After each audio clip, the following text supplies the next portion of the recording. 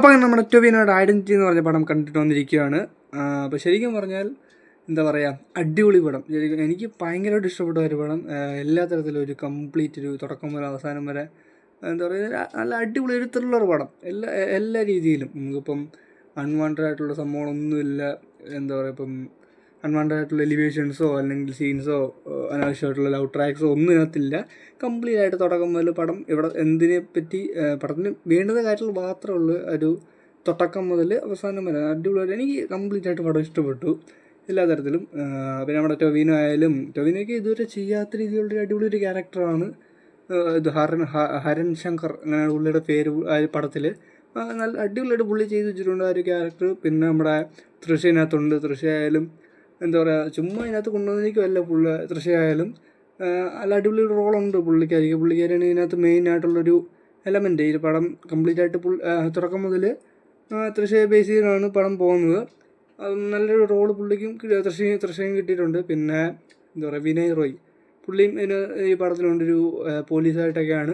പുള്ളിയുടെ റോള് നല്ല അടിപൊളിയായിട്ട് വന്നിട്ടുണ്ട്.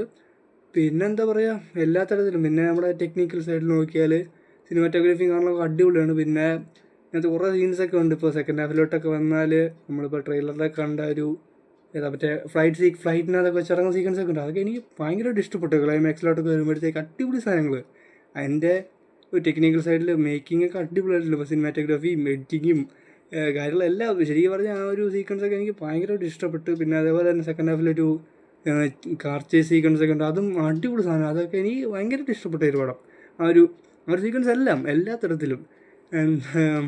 അതുപോലെ തന്നെ അത് അഭിനയിച്ചിരിക്കുന്ന എല്ലാവരും അടിപൊളിയായിട്ട് ചെയ്തിട്ടുണ്ട്. പിന്നെ എന്താ പറയുക, വേറെ പിന്നെ അതിനെപ്പറ്റി പറയാനുള്ളത് നമ്മുടെ മ്യൂസിക് അടിപൊളി. നമ്മുടെ ജെയ്ക്സ് ബിജോയാണ് ഇതിൻ്റെ മ്യൂസിക്. അപ്പോൾ പറയണ്ടല്ലോ എത്രത്തോളം അടിപൊളിയായിട്ട് പുള്ളി ചെയ്യിച്ചിട്ടുണ്ട്. തുടക്കം മുതൽ അവസാനം വരെ നല്ല കിടിലൻ ആയിട്ട് BGMസും കാര്യങ്ങളെല്ലാം വന്നിട്ടുണ്ട്. എന്താ പറയുക, അപ്പോൾ അതൊക്കെ ഉള്ളൂ. എന്തായാലും നല്ല അടിപൊളി ഒരു പടം. ഫസ്റ്റ് തന്നെ 2025 ജനുവരിയിൽ ആദ്യം തന്നെ ഇറങ്ങിയ ഒരു അടിപൊളി പടം. ഇപ്പോൾ ഒരു ജനുവരി നല്ല അടിപൊളിയായിട്ടൊരു തുടങ്ങിയിട്ടുണ്ട് മലയാളത്തിൽ.